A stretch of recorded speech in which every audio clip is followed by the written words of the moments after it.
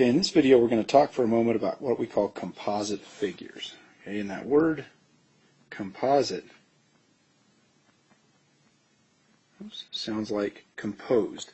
Okay, and what that means is it's composed of more than one shape, basically.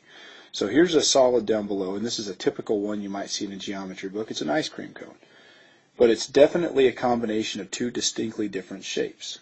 Okay, it looks like in this case we have the ice cream on top here makes what looks like a sphere, but there's only half of it.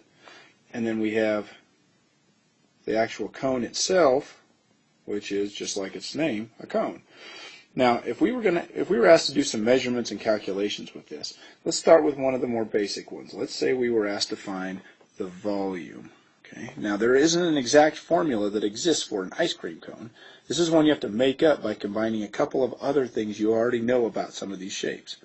So let's look and see what we have here in this drawing. Okay, the orange part, that's half of a sphere. And a sphere is a shape we've already studied and looked at those calculations for. And we have half of a sphere, and if we were to add that to the volume of a cone, we can make up a formula that fits this situation. So what would that formula look like? Let's try this. Volume equals 1/2 of a sphere, and a sphere was 4/3 pi r cubed.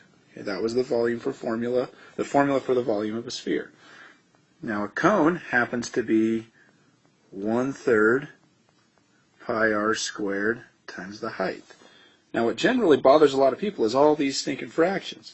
Okay, let's just combine them together and make this a little simpler to work with. By the way, if you want to use decimals, it's the same thing. As long as you make it an equivalent decimal, it still works just like a fraction would.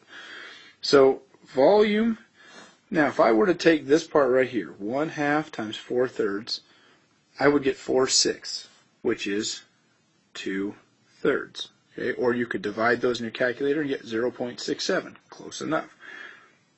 Pi r cubed. So that represents the ice cream part that's sitting on top. Now the part that's down inside the cone that we can't see, that space, is 1/3 pi r squared times the height. Okay. So here's a formula. Now if you're looking on a formula sheet or on the internet or in your geometry book for that formula to exist for an ice cream cone, it's probably not there. This is what we call composing because it's a composite figure. We're putting it together based on what we see there and the shapes we can break it into. Now, something that is a little tougher is if you were asked to find the surface area. And remember, surface area is not talking about the space or the amount of ice cream it would take to do this. But let's say we're going to cover the entire thing in chocolate all around the outside. We want to know how much space around the outside there is, not the volume on the inside. Okay, so this is distinctly different. Now you have formulas you can look at, and I'm not going to derive the whole thing here. I'm just going to kind of point you in the right direction and get you going down the right road. Okay, the surface area, it looks like, once again, we still have 1/2 of a sphere. But there's something interesting here you got to watch out for. Okay, watch what I color in green.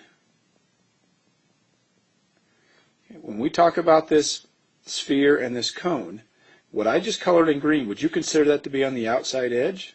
No, that's not an outside surface. It would be if we separated the two of them, but when they're together, that little circle there, that flat circle is hidden inside there. If we covered it in chocolate, that part would not get covered with chocolate. So that part should never become part of our calculations. So we have 1/2 of a sphere, and we also have a cone, and you can look up those particular surface area formulas. Okay, I'll let you take a look at those, but make sure that you subtract anything that says pi r squared, because pi r squared is talking about this surface right here, and when we put these two shapes together, that surface is not on the outside edge. Okay, it's not on the outside where we would consider it part of the surface area anymore. They're both basically touching that spot. So as you put this formula together, and I'm not going to do it all for you here because part of this I want you to try to put together on your own.